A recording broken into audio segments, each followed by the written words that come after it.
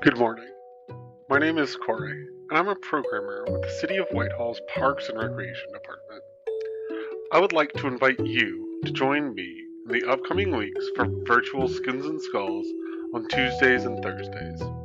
This is a great chance to learn more about the animals that live right here in Whitehall.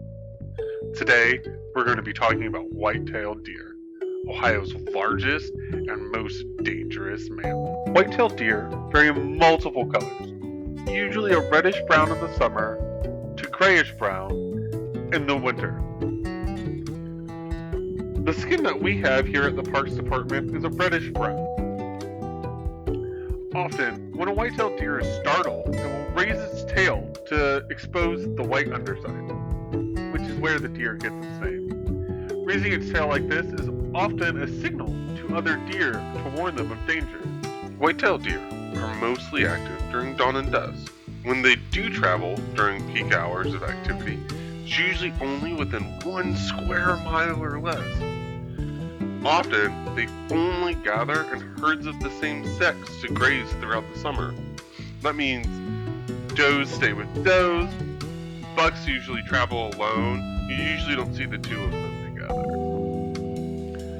Male deer are known as bucks, and they have a large set of antlers during summer and fall. However, during the winter months, those antlers are shed. During the spring months, when the antlers are growing back, they are covered with a fine tissue known as velvet. This supplies blood to the antlers, allowing for development. Once these antlers are fully grown, the deer will rub them up against a tree to help remove that velvety layer. White-tailed deer have an incredibly diverse diet. They're known to eat over 600 different plants. They love to eat acorns, grasses, leaves, multiple types of crops like soybeans and corns, berries, fungi, fruit, and lichen. You know what? Speaking of lichen, that reminds me of a joke. What did Freddy Fungi say to Abigail Algae? I've taken a lichen for you. Sorry, I love puns. If we have more time, I'll do a whole video series on lichen, which is when a fungi and an algae have a symbiotic relationship. It's crazy. Sorry, back to deer. So they've got such a diverse diet, but how do they get to eat all that much? How can they handle it all? And that's because they have a 4-chambered stomach. That helps them digest so many different types of plants, and it also helps them digest woody materials like roots and sticks and twigs.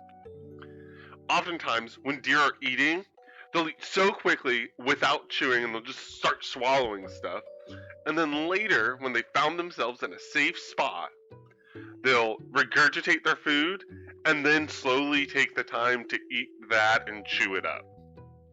Now, we've talked about what deer eat, but what other animals eat deer? Sadly, most predators that deer had have been extirpated. That means they used to live here in Ohio, in central Ohio even. This includes things like mountain lions, black bears, and wolves, but sadly those things don't live here anymore. Extirpated means that something used to live in an area and doesn't live there anymore, but they still exist in other parts of the world. We obviously know that black bears and wolves still are abundant in other places. So because they have no natural predators anymore, except maybe coyotes and hunters, us people, they have such an overabundant population. And because their numbers are so large, that's what's led them to become the most dangerous animal in Ohio. Now you've got to be wondering, how are deer the most dangerous animal in Ohio? Especially when we have coyotes and the occasional venomous spider.